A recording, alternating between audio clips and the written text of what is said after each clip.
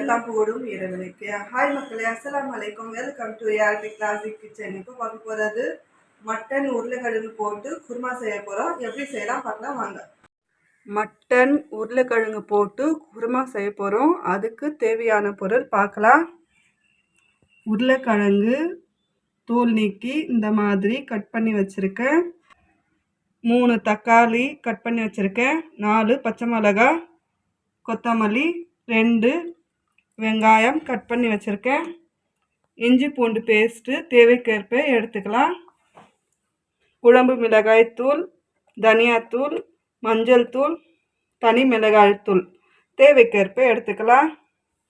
Mutton 1/2 kilo wash பண்ணி வச்சுருக்கேன். சோம்பு, கரம் மசாலா தேவைக்கேற்ப எடுத்துக்கலாம். தயிர் தேவைக்கேற்ப எடுத்துக்கலாம். 1/2 மூடி தேங்காய், 2 தக்காளி இது அரைக்கணும். சோம்பு 1 டீஸ்பூன் எடுத்துக்கலாம். கரம் மசாலா 1/4 டீஸ்பூன் எடுத்துக்கலாம். 2 தக்காளி,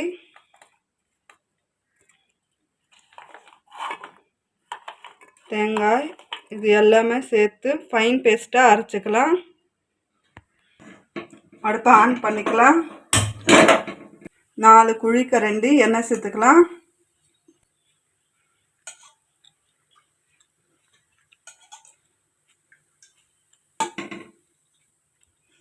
வெங்காயம் சேர்த்துக்கலாம்.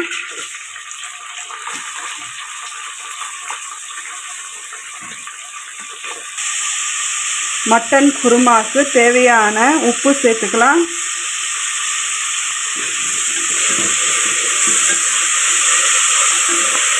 மூணு நிமிஷம் வதக்கட்டும். பச்சை மிளகாய் 4 சேர்த்துக்கலாம். இஞ்சி பூண்டு பேஸ்ட்டு 4 டீஸ்பூன் சேர்த்துக்கலாம்.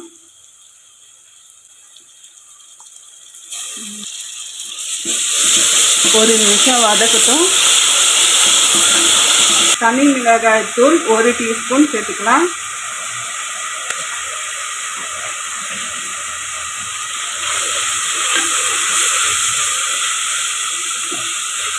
இப்போ கறி சேர்த்துக்கலாம்.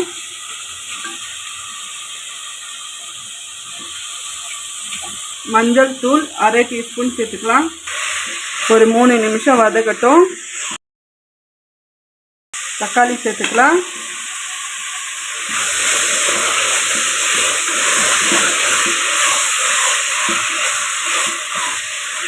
ஒன்றரை குழிக்கரண்டி தயிர் சேர்த்துக்கலாம்.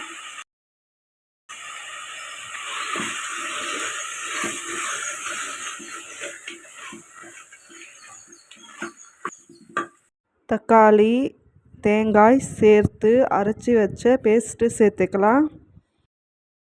2 நிமிஷம் வதக்கட்டும். கறி வேகிறதுக்காக தண்ணி சேர்த்துக்கலாம். குக்கரை மூடிட்டு 3 விசில் வரட்டும். 3 விசில் வந்துட்டு பிறகு பார்க்கலாம். 3 விசில் வந்துடுச்சு. இப்போ திறந்து பார்த்துக்கலாம்.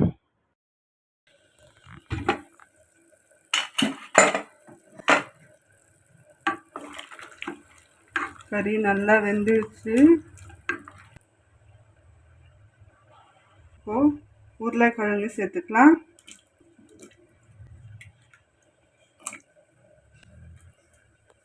குழம்பு மிளகாய் தூள் 1 டீஸ்பூன் சேர்த்துக்கலாம். தனியாத்தூள் 1/2 டீஸ்பூன் சேர்த்துக்கலாம். கொத்தமல்லி சேர்த்துக்கலாம்.